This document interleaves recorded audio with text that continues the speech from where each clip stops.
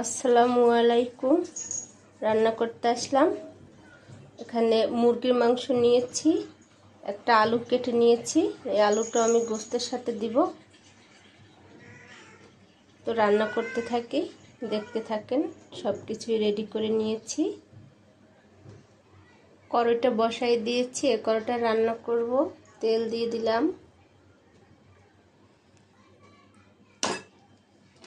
মুরগির মাংসটা মেখে নেব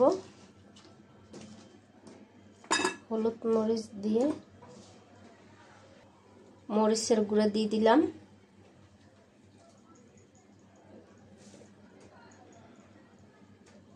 হলুদের গুঁড়া, ধনিয়ার গুঁড়া, রসুন বাটা, আদা বাটা, লবণ, সব মশলাই একেবারে দিয়ে দিচ্ছি। একবারেই আর দিব না। মেখে নিলাম।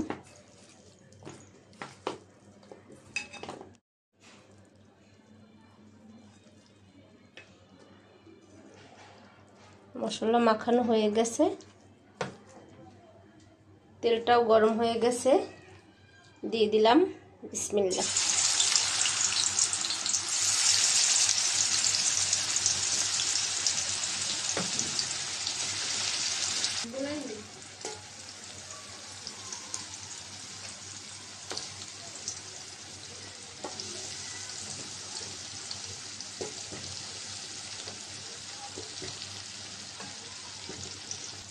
আলু গোশ একসাথে ভেজে নেব।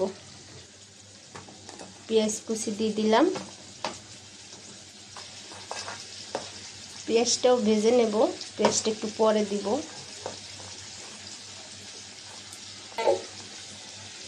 মাংসটা এখন আমি উল্টাই দিব।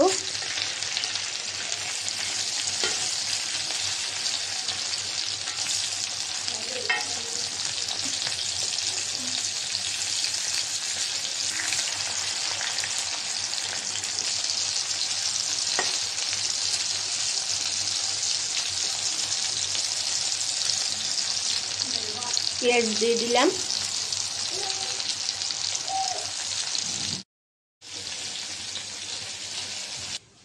এই যে আমাকে বাদশা দেখছেন, আমার ভিডিওর সময় আ উ করবে। এই যে বাদশা, বাদশা, বাদশা, তাকাও আন্টি।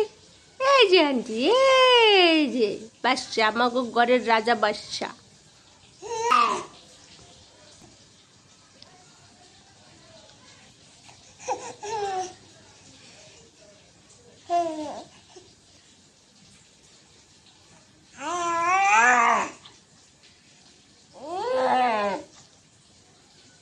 সব কিছুই ভাজা হয়েছে, নাড়াচাড়া দিয়ে দিব এখন।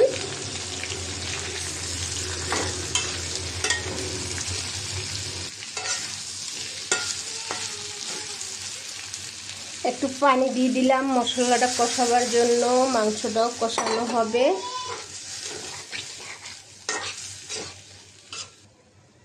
এখানে এলাইচি আছে, দারচিনি, তেজপাতা দিয়ে দিলাম।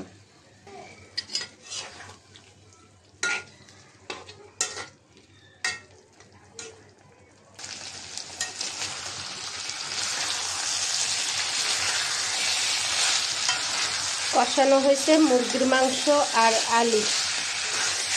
আমি এখন জল দিয়ে দিব এর সাথে। পানি দিয়ে দিলাম।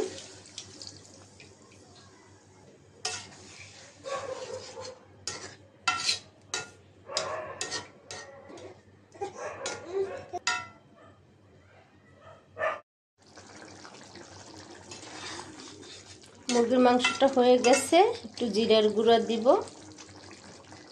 জিরার গুঁড়া দিয়ে দিলাম।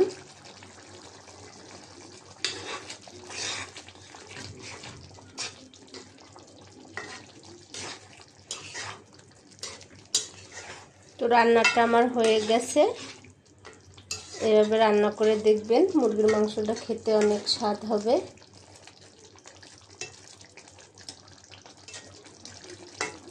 চুলাটা অফ করে দিব।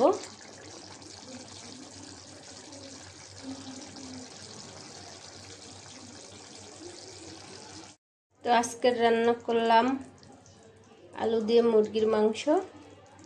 তো আজকের এই পর্যন্ত, সবাই ভালো থাকবেন।